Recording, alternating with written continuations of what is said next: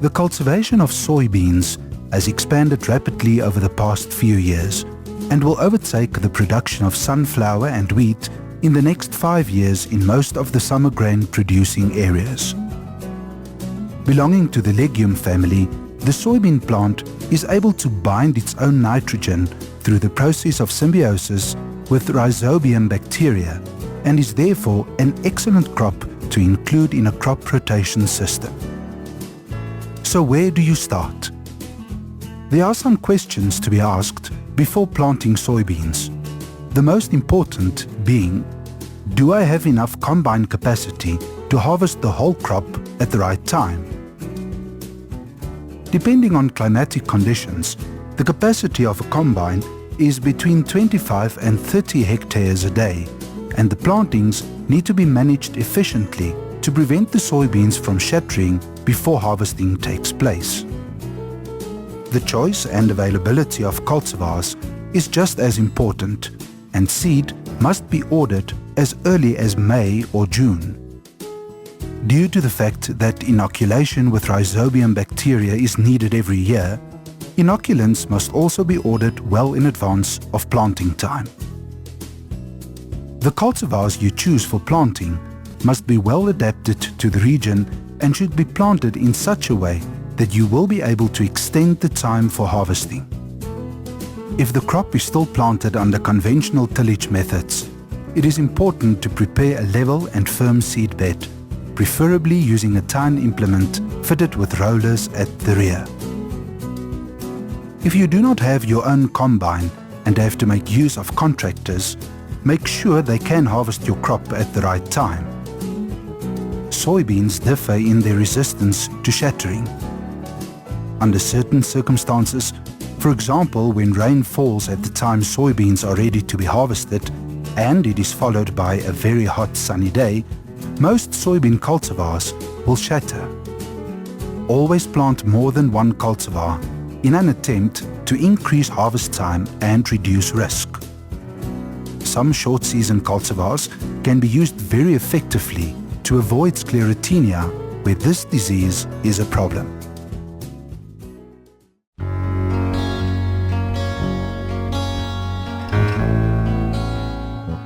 The choice of cultivar is determined firstly by the length of the growing season in your region. It is therefore important to know if you farm in a cool, moderate or warm region. Planting under irrigation will favor high-yielding cultivars which have a determinate habit of growth, while indeterminate cultivars do better under dry land conditions. Planting time is critical and will differ from place to place. Long-season cultivars must be planted first in order to make use of the advantages of a longer season.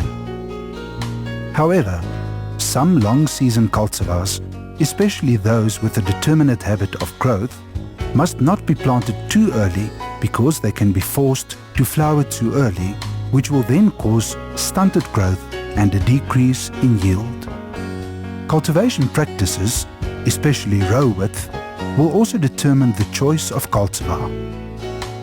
Cultivars with an upright structure can be planted in narrow rows, while bushy-type cultivars prefer wider rows at lower plant densities. This photograph illustrates how big the difference can be in days from planting to harvesting between cultivars having different maturity groups.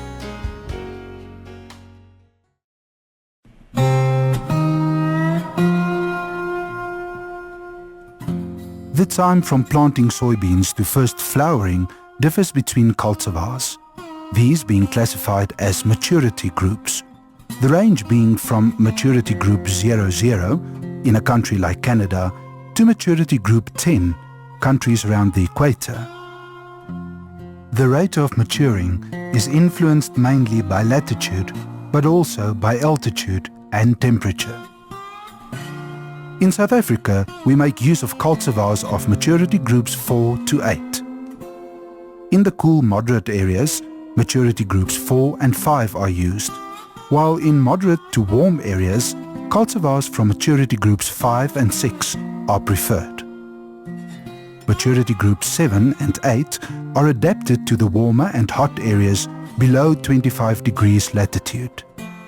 The escarpment in South Africa, which has a considerable influence on altitude and temperature, makes the choice of maturity groups more complex than in the USA, where the areas in which similar maturity groups are planted are more or less parallel to each other across the country due to similar altitudes and temperatures. The map shows the accumulated heat units through the soybean growing season. Red areas are warm to hot, suitable for maturity group 7 and 8 cultivars. The orange areas are moderate to warm regions, suitable for maturity groups 6 and 7 cultivars. The yellow areas are cool to moderate, suitable for maturity group 5 and 6 cultivars, and the green areas are cold to cool regions, suitable for maturity group 4 and 5 cultivars. According to this map, it is evident that maturity group 4 to 8 cultivars can all be planted at the same latitude, but because of differences in altitude and temperature, there are well-defined regions for each maturity group within each latitude. It is essential to use new certified seed every year. The practice of replanting own seed in the following season has a negative influence on the amount of seed that seed companies are prepared to produce each year. It also reduces the incentive to develop new and better cultivars. In the USA, it is against the law to use your own soybean seed. Replanting your own seed has many negative implications, of which infecting soil with diseases like sclerotinia is but one.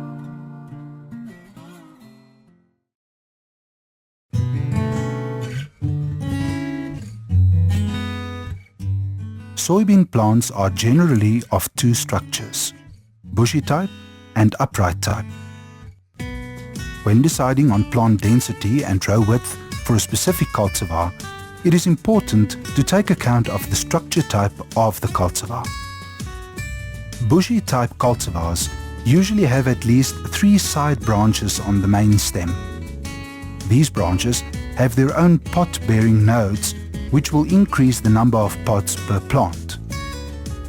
They have the ability to compensate for a low plant population density by producing more side branches on the main stem.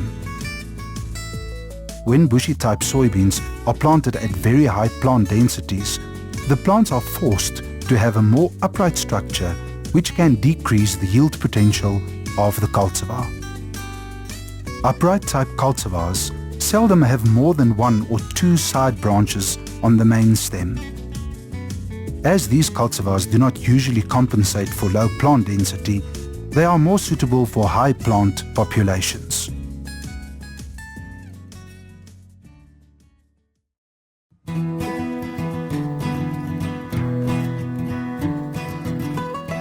Soybeans, like all other legume crops, have the ability to live in symbiosis with RHIZOBIUM bacteria, where the plant provides bacteria with carbohydrates and sugars, while the RHIZOBIUM fixes nitrogen from the soil and makes this available to the plant.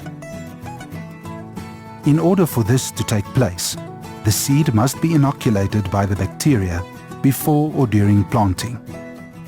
Proper inoculation of soybean seed is one of the most important aspects of soybean cultivation and can be seen as the least expensive input with the greatest advantage for the farmer. It is crucial that inoculants are treated with care because they are living organisms and can easily be killed by high temperatures or by direct exposure to the sun. RHIZOBIUM bacteria require molybdenum, but this element is unavailable to the plant in soils with a low pH. It is therefore essential that the pH of the soil is close to neutral. When soils are planted for the first time with soybeans, both the seed and the soil surrounding the seed must be inoculated with RHIZOBIUM.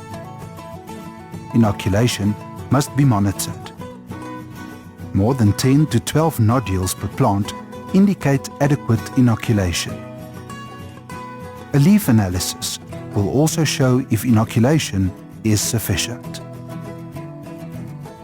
Inoculants are sold by different companies. If the manufacturer's instructions are followed when applying the inoculant before the expiry date, good results can be achieved. The only strain of Rhizobium japonicum that is approved in South Africa is WB74. When inoculating the seed, it is important not to use excess water when wetting the seed before the inoculant is placed on the seed. A carrier is used to ensure that the rhizobium sticks to the seed. The seed coating after inoculation will appear either black or white depending on which type of carrier is used by the company selling the inoculant. Some companies provide inoculants in a liquid form, which can be applied to the seed in the plant furrow using specially built applicators fitted to the planter. Dry inoculants can be suspended in water and applied in the same way, in which case an electrical squeeze pump is used to prevent pipes from becoming blocked. This is an example of good inoculation with many active bradyrhizobium nodules. Notice the placement of the nodules on the roots of the soybean plants. Both the size and number of nodules is important. If the nodules are large, then more than 6 nodules per plant would be sufficient to meet the nitrogen requirements of the soybean plant.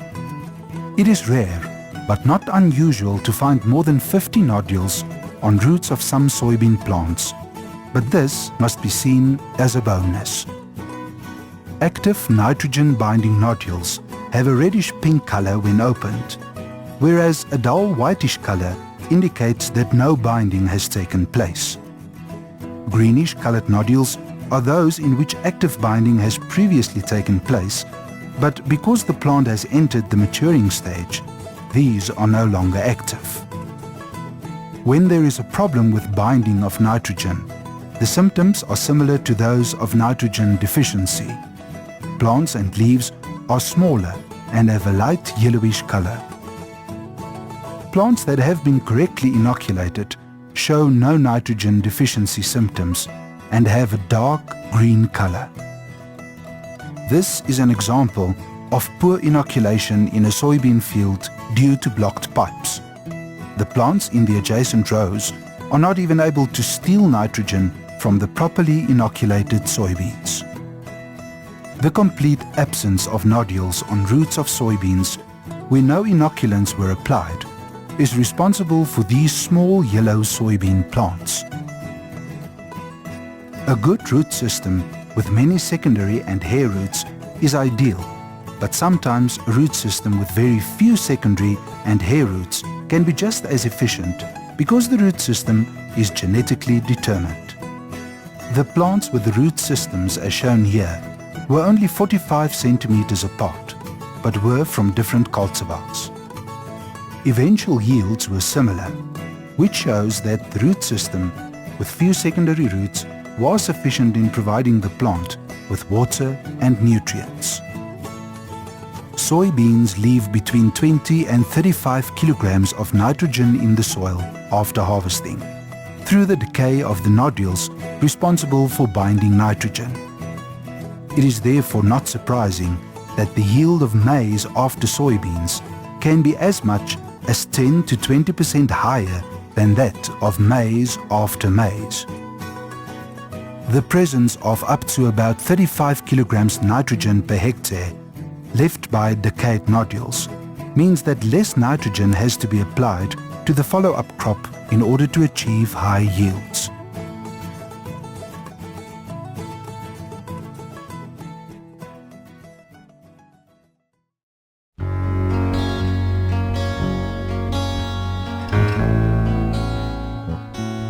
In spite of years of research on the ideal row width and plant density, this topic is still open for discussion because there are so many factors involved.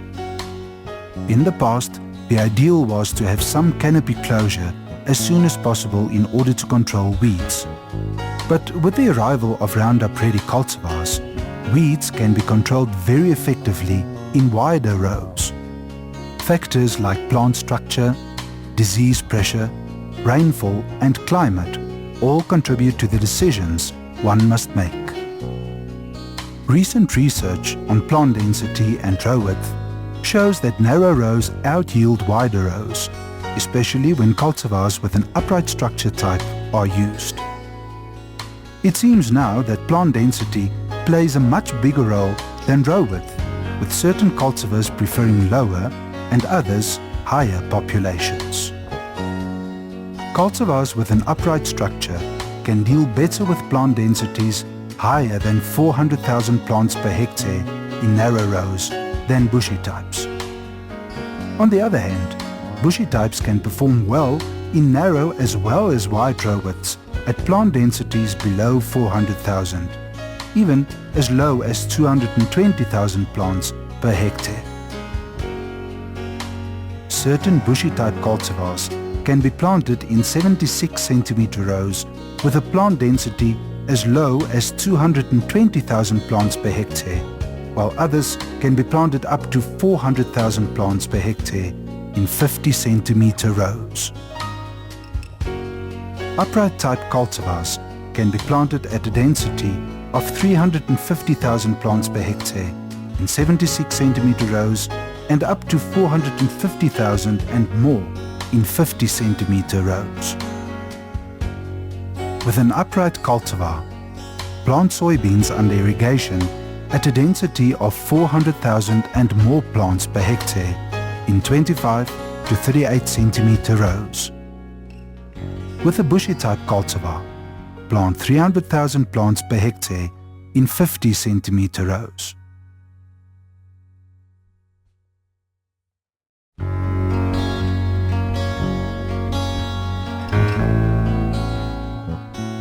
Before fertilizing soybean fields, adjust the soil pH to a pH, water, between 6 and 6.5. No nitrogen fertilization is necessary, but proper inoculation with RHIZOBIUM japonicum before planting is essential. The recommended levels of phosphorus and potassium in the soil are as follows. Phosphorus analyzed with Bray-1 must be more than 25 mg per kilogram. The potassium content is related directly to the clay percentage of the soil. For sandy soils, that is soil with less than 15% clay, the potassium content must be at least 70 mg per kilogram. For loamy soils, that is soil with between 15 and 30% clay, the potassium content must be above 85 mg per kilogram, and in clay soils, that is soil with more than 30% clay, the potassium content should be more than 120 mg per kilogram.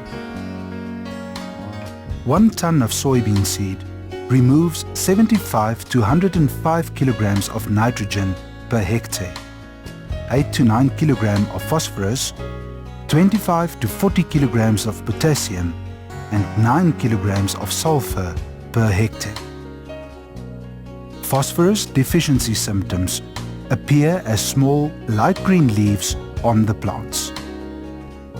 Potassium deficiency is indicated by leaves turning yellow from the edges, in contrast with other crops where the deficiency symptoms first show on older leaves, or leaves can show symptoms on soybeans. Where nutrients are adequate, soybeans have a dark green color without any discoloration or smaller leaves.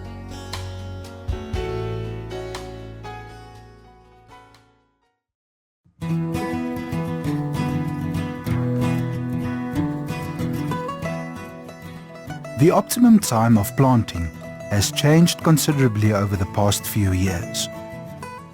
Historically, soybeans were planted after maize from the beginning of November in cooler areas to the middle and end of December in warmer areas. With the introduction of no-till and Roundup-ready cultivars in South Africa, as well as a 50-50 rotation system of maize and soybeans, farmers may start planting soybeans at the same time as maize, which can be as early as the end of September to early October. It must however be kept in mind that because soybeans are short-day plants, planting some cultivars too early can lead to stunting and lower yields. In the cold to cool regions, soybeans can be planted as soon as temperature and moisture will allow. Short season maturity group 4 cultivars are not much influenced by day length and will flower more or less at the same growth stage at different planting dates. However, medium to long season maturity group 6 and 7 cultivars, especially cultivars with a determinate habit of growth, can be forced to flower too early when planted early, which can then result in stunted plants with lower yields. Soybeans with an indeterminate habit of growth will start to flower earlier and will continue flowering longer, which can lead to higher yields. In the cool to moderate regions, all soybeans can be planted from mid-October to the beginning of November. In the moderate to warm regions, all soybeans can be planted in November, and in the warm regions, all soybeans can be planted up to the middle of December. If soybeans have to be planted later due to factors like waiting for the previous crop to be harvested, it is always better to plant shorter season cultivars. However, it must be realized that short season cultivars do not have the same high yield potential as medium to long season cultivars.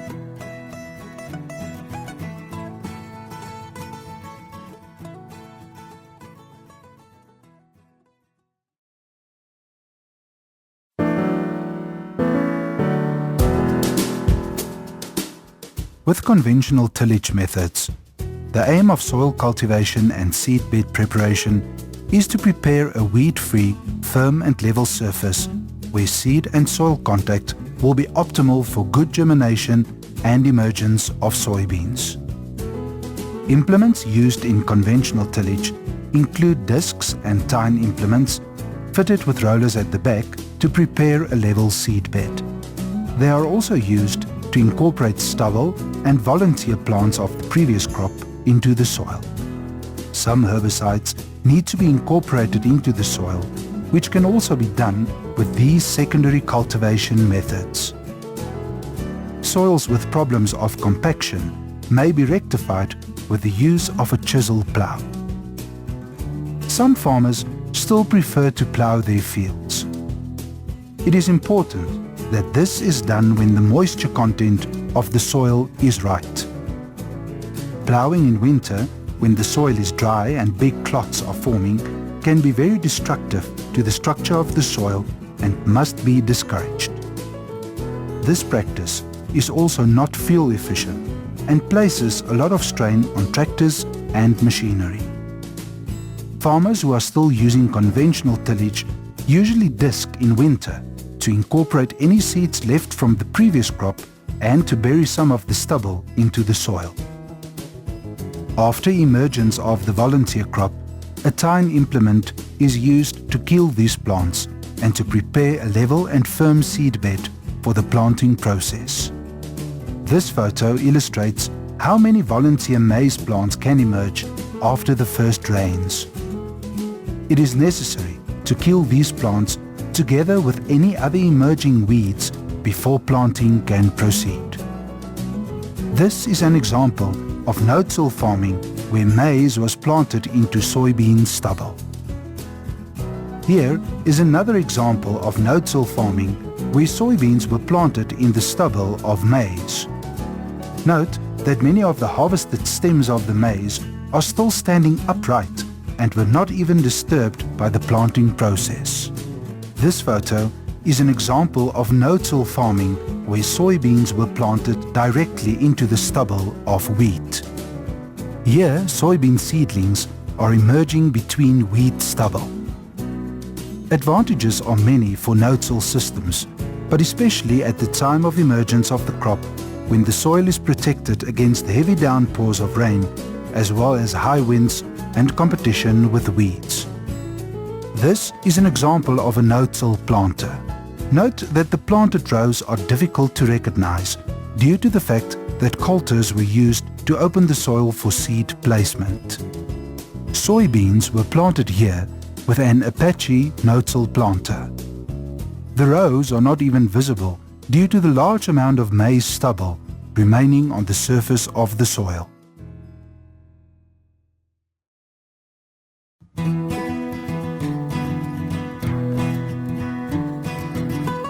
Planters may be adjusted to plant at many different row widths. It is essential to plant in moist soil at a depth of between 2 and 4 centimeters. When planting too shallow, without any follow-up rain between planting and emergence of the soybeans, the soil will become too dry to ensure good germination and emergence. When planting too deep, heavy downpours of rain between germination and emergence can cause crusting of the soil surface, which can lead to poor emergence. Ordinary maize planters can be used to plant soybeans in rows between 76 and 150 centimeters. Although soybeans should not be planted in rows wider than 91 centimeters, some farmers are equipped with machinery to plant maize in wider rows and therefore use the same machinery to plant both crops. Soybeans are planted here in 91 centimeter rows. One of the advantages of planting in wider rows is that the seeds in each row are close to one another and therefore help each other to emerge, especially when crusting of the soil occurred between planting and emerging. Soybeans are planted here in 150 centimeter rows. One of the advantages of planting in such wide rows is that sclerotinia is less likely to develop because total canopy closure of the rows is rare and thus ideal microclimate conditions under the canopy will not exist to favor the development of this disease. A Bramley type planter that was originally built to plant wheat and other small grains can be used to plant soybeans in rows between 35 to 50 centimeters. Soybeans are planted here in 45 centimeter rows. Farmers must be warned that when planting at lower plant densities, for example 200 to 250,000 plants per hectare, seeds are about 10 centimeters apart in each row, which can cause problems with emergence. Ordinary wheat planters are sometimes used to plant in very narrow rows of 15 to 25 centimeters. Soybeans are planted here with a wheat planter in 18 centimeter rows. Wheat planters do not plant seed at a specific distance from each other, but rather sow the seed continuously. The speed at which planting takes place will influence plant density as well as the evenness of the distance of the seeds from one another. Soybeans planted in narrow 25 centimeter rows form a canopy much quicker than with wider row widths, which can be an advantage in preventing loss of moisture through evaporation.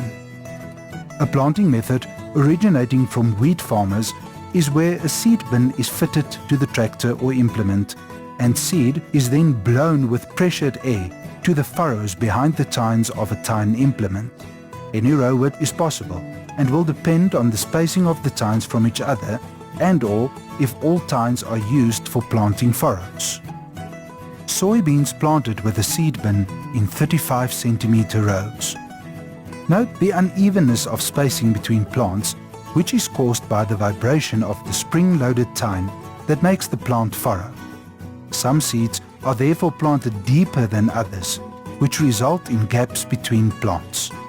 Although not recommended, due to a high percentage of seed damage as well as high plant densities, ordinary lime or fertilizer applicators are sometimes used to broadcast soybean seed on the soil surface before incorporating them into the soil with a tine implement.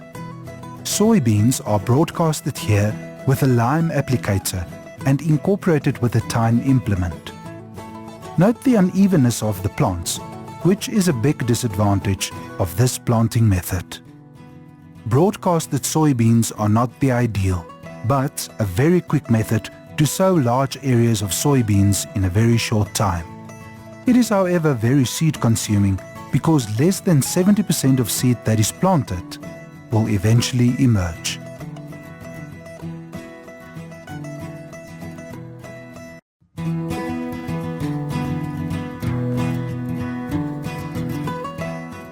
No-till and minimum-till planters are becoming more frequently seen in fields all over the grain-producing regions in the country. Most of these planters are imported from countries like Argentina, Brazil and the US, but local manufacturers are testing and selling some prototypes.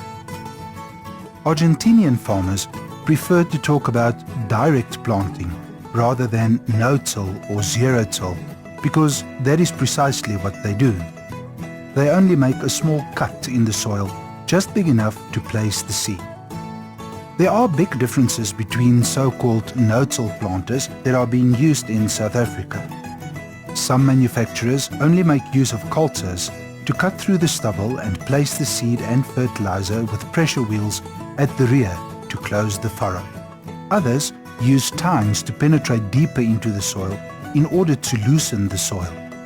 Different methods are also used to plant through thick stubble. Tine rollers remove stubble directly in front of the tine or coulter. The biggest challenge for manufacturers is to ensure that seed is planted at the right depth and that there is good contact between the seed and the soil.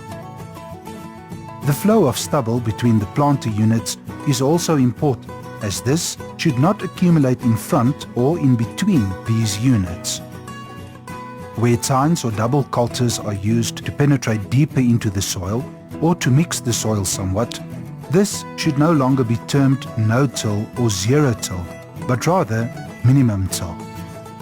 This is a 10-row minimum-till planter from John Deere, imported from Brazil. The working parts of the John Deere planter consist of a cutting single coulter in front, followed by a tine for fertilizer placement, followed by double coulters for seed placement between two depth control wheels, followed by two angled pressure wheels. This is an example of a 4-row Vence Tudo imported Brazilian planter with working parts similar to those of the John Deere planter. This is an 8-row Tatu planter from Brazil, fitted only with coulters for cutting stubble and opening furrows for seed and fertilizer placement. The working parts of a Tatu planter: a single coulter in front to cut through the stubble, followed by double coulters for fertilizer placement, followed by double coulters for seed placement with double depth control wheels and pressure wheels at the rear. A narrow row 40 to 50 centimeter Tatu planter with a cutting coulter in front, followed by a tine for fertilizer placement, followed by two depth control wheels with a coulter in between for seed placement, followed by two pressure wheels. A 6-row Kuhn Matassa imported planter.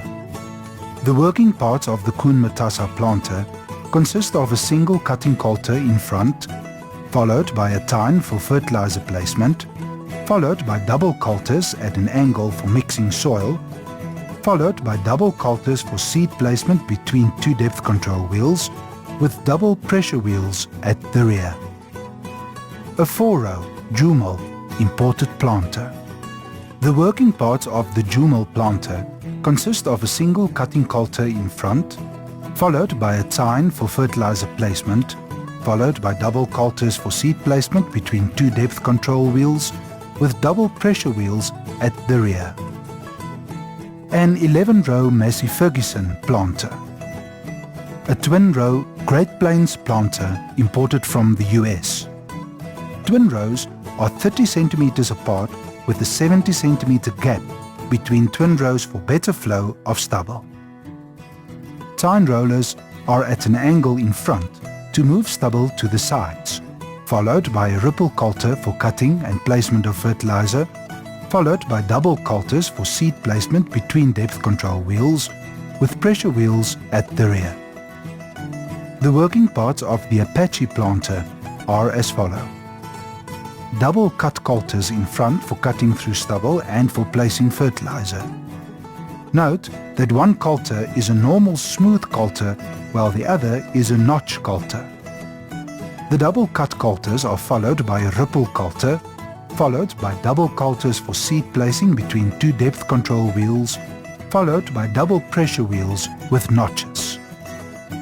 A DBX planter with a single cutting coulter in front, followed by a tine for deep placement of fertilizer, followed by a single broad rubber wheel for leveling, followed by the seed placement shoe with double off-center pressure wheels at the rear. A locally manufactured minimum till planter called the Equalizer, originally designed for planting wheat. The working parts consist of a single cutting coulter in front, followed by a tine for fertilizer placement, followed by double coulters for seed placement between double depth control wheels, followed by double rubber pressure wheels at the rear. A minimum till planter built for draft animals for emerging farmers without tractors. The working parts consist of a cutting coulter in front between two cast iron wheels for cutting through stubble, followed by a tine for fertilizer placement, followed by double coulters for seed placement, followed by two pressure wheels at the rear that also act as the driver mechanism for the seed and fertilizer bins.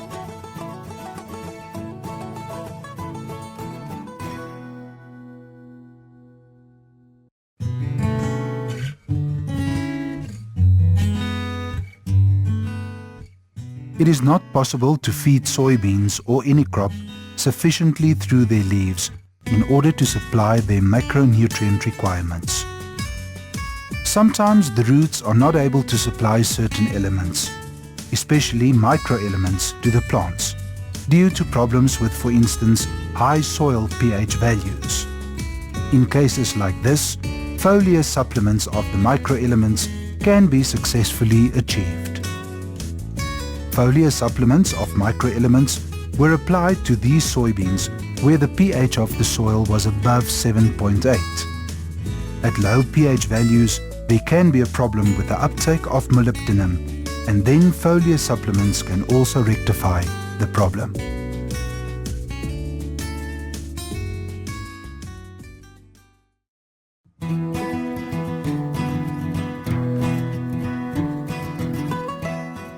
Weed control in soybeans is very important. It is crucial that farmers know the weed spectrum on their farm in order to apply the correct herbicides at the right time. With the introduction of glyphosate-resistant cultivars, the so-called Roundup Ready cultivars, farmers sometimes rely only on this herbicide to control weeds. But in cases where weeds are out of control, the soybeans would have been suffering for some time from competition for water and nutrients. This is an example of poor weed control in soybeans. Not only will the yield of soybeans be lower, but the harvesting process will also be difficult. The biggest weed problem nowadays is volunteer Roundup Ready maize in Roundup Ready soybean fields because Roundup will not control the maize. In cases like this, it is recommended that conventional herbicides are used that can control maize but not soybeans. Weeds that are difficult to control include grasses like Johnson grass and wild grain sorghum. This is an example of a field infested with wild sorghum. Morning glory is a problem weed because it emerges late in the season when control is difficult. Yellow and red nutsedge is also difficult to control because these emerge early in the season and therefore no-till farmers cannot control them with conventional cultivation methods. Wandering Jew is a broadleaf weed that is difficult to control once it becomes established. Early control is therefore essential. Horseweed is a very hardy weed, and since it emerges during the winter, it must be controlled before planting. Do not misuse Roundup Ready.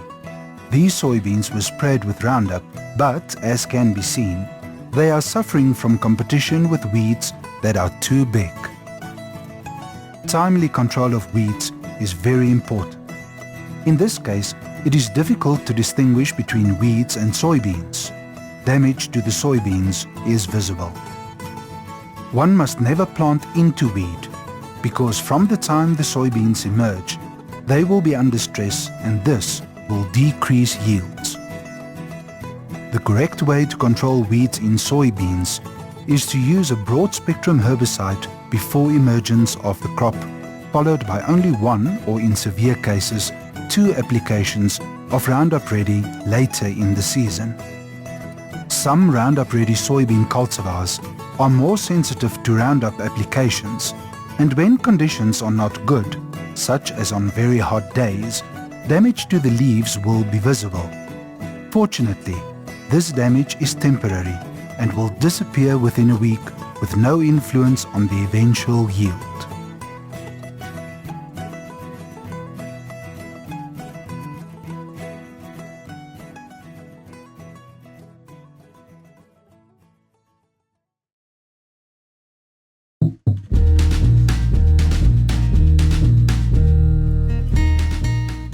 Conventional farmers cultivate between rows for different reasons. Some control weeds in this way, some break down crusting, while others use this to aerate the soil. However, if the soil structure is not damaged, there is no reason to cultivate between rows because the process causes more damage to roots and nodules. In a trial conducted over 3 years with different numbers of row cultivations during a season compared with no cultivation, there was no difference in yield where no cultivation took place and where row cultivation was done twice during the season. It must be emphasized that with every cultivation, the chances exist that the soil structure can be damaged, especially when cultivation is done at the wrong soil moisture content. Farmers who practice no-till cannot cultivate between rows, but there is no need to do so. In fact, the soil structure is greatly improved with the covering of stubble and the activity of earthworms, and the soybean roots, together with rhizobium nodules, are not damaged. Soybean roots and nodules in the center of a 76 cm row indicate healthy roots and optimal growing conditions.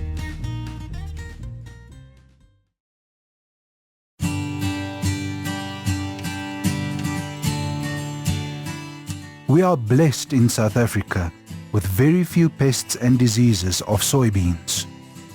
However, if soybean cultivation increases at the present rate, we can expect more pests and diseases that will attack the crop. At present, we distinguish between nematodes, insects and various diseases that can be harmful to soybeans. Root knot nematodes are organisms which damage the root systems of crops, and this can be very severe under certain circumstances. Sandy soils are more prone to nematode infection than soils high in clay, but they are by no means absent in clay soils and can still be a problem. There are cultivars available that have good resistance to root knot nematodes, but no chemical is registered for use on soybeans.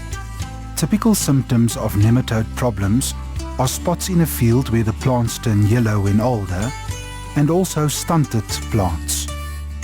A control plot of soybeans, where no chemicals were used, shows smaller and light green plants. Nematodes controlled by chemicals in the same trial as the previous plot. The soybeans are healthy and no obvious symptoms or damage is visible. The spotted maize beetle can sometimes be a problem, especially on the edges of fields. Damage is usually insignificant and therefore control is unnecessary. This photo shows damage to soybean leaves caused by the caterpillar of the painted lady butterfly. The damage looks quite dramatic, but is restricted to only a few plants and with only 1 or 2 leaves involved, which makes control unnecessary. The adult painted lady butterfly is a common butterfly in grain-producing regions and is active during the warm summer months. Green stink bugs can be a problem in soybeans, especially at the pod filling stage. They usually damage the immature pods where they feed on the small seeds. The young bugs look totally different from the adults and have brilliant black-colored dots on their wings. This is a pest that needs to be controlled because losses can be severe. There are many chemical products registered to control green stink bugs, which also control some of the other pests found on soybeans. Several caterpillars and loopers, such as bollworms and the Pluja looper, can cause damage to the leaves of soybeans. The damage looks worse than it really is, and farmers must be careful not to try and control them if not necessary, because in many cases the predators that prey on these pests are killed and then the problem can get out of control. Bacterial blight is the most common disease of soybeans, but also the least damaging. The occurrence of the disease differs from season to season and it looks worse than it is. No control is needed for this disease because it also comes in late in the season. Frog eye leaf spot is a disease that occurred in Zimbabwe some years ago, but with very few outbreaks in South Africa. It is hardly heard of now, but can return as can any disease. Soybean rust is nowadays endemic east of the escarpment in regions such as KwaZulu-Natal, Piet Retief and Dirksdorp. It is very destructive and can kill soybeans in a matter of days. Farmers use preventative spray at first flowering and control is usually very good. The disease may spread to other regions in future and therefore sentinel plantings are conducted every season throughout all the soybean producing areas. These plantings are then monitored on a weekly basis, and as soon as rust is found, farmers are notified that they should spray immediately. Sclerotinia can be described as currently the most destructive disease of soybeans in South Africa. And unfortunately, there are still no chemicals to control it and no cultivars that are resistant to the disease. Sclerotinia is caused by a fungus which can survive for many years in the soil. Most of the broadleaf weeds are also hosts for the disease, as are sunflowers, where it is just as destructive. Usually plants become infected through wounds, such as where flowers and small pods are dropped from the plant. But it can also enter through growing mycelia originating from the germination of sclerotia below the soil surface. The disease is not coupled to any particular growth stage or time of the season, but develops under strict microclimatic conditions. It is sometimes known to be the good soybean farmer's disease, and the reason is that the disease only develops when there is a dense canopy in which the rays of the sun cannot penetrate and where the soil is moist. The disease also prefers cooler conditions, such as when it rains without stopping for a day or two. So in order for the disease to develop, the pathogen must be present in the soil, temperatures must be cool, and the host plants and soil must be moist. When the canopy closes between rows, it is sometimes not possible to establish in which direction the rows run, especially when soybeans are over 1 meter tall and the plants are healthy with big, dark green leaves. If all other factors are now favorable, the sclerotia will germinate to form little mushroom-like structures all over the surface of the soil below the canopy. The mushroom-like structures are called apothecia, and 2 such types of apothecia are found in soybeans. One is from the Cyathus species, which is a fungus that grows on decaying organic material and is in reality a sign of good organic content of the soil, also known as bird's nest because it looks like little eggs in a bird's nest. The spores that develop from these structures only grow on organic material. The apothecia of the Sclerotinia species are more mushroom-like and are also not long-lived. As soon as the spores are ready to scatter, millions of spores enter the environment below the canopy, where they need some moisture and a wound to infect the plant with the disease.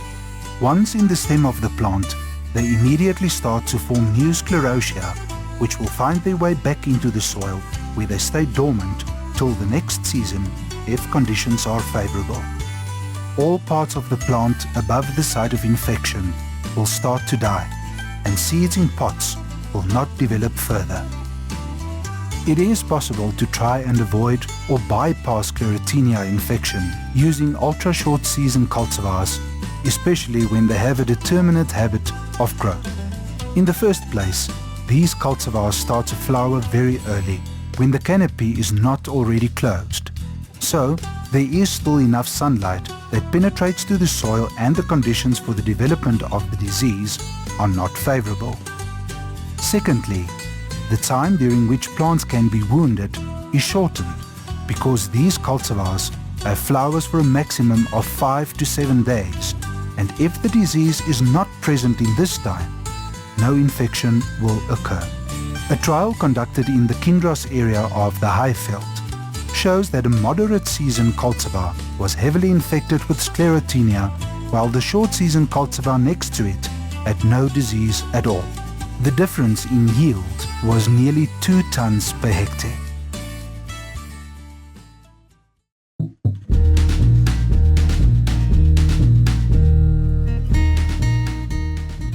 Harvesting of soybeans can proceed when 95% of the pots are ripe. Cultivars differ in terms of their resistance to shatter, but under certain circumstances, for instance when rain is followed by a hot day, the seeds of most of the cultivars will shatter from the pots. It is therefore very important to harvest as soon as the crop has matured.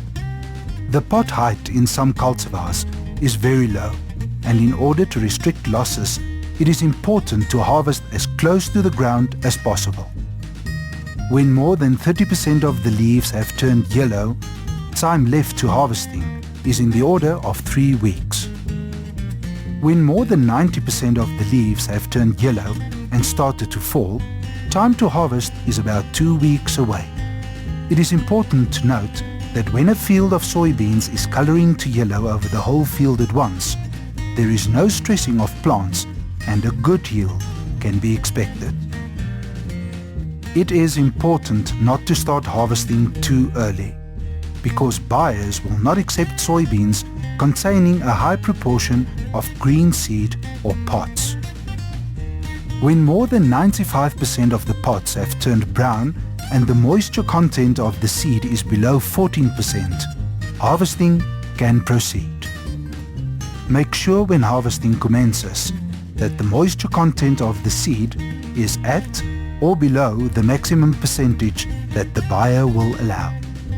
Remember also that you can only harvest about 25 to 30 hectares of soybeans a day with one harvester, depending on climatic conditions.